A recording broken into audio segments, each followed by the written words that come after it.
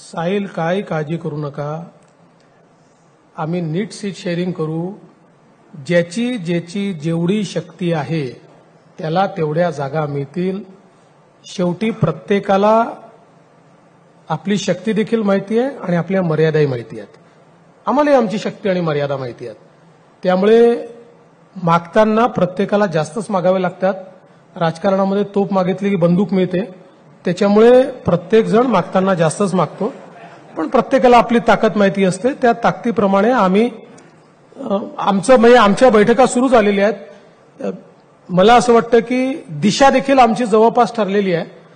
2-4-5 जागांवर थोडी ओढताण होईल, पण यावेळेस ती कमी होईल. कारण आमच्या हे देखील लक्षात आलं की लोकसभेमध्ये आम्ही काही जागा ज्या शेवटपर्यंत ताणून ठेवल्या त्याचा इलेक्शनवर परिणाम झाला आणि त्या ठिकाणी उशिरा घोषणा झाल्यामुळे काही ठिकाणचं इलेक्शन हे हातातून निघून गेल्यासारखं देखील वाटलं. नाशिक किंवा म्हणून आम्ही आता प्रयत्न करू की लवकर झालं पाहिजे.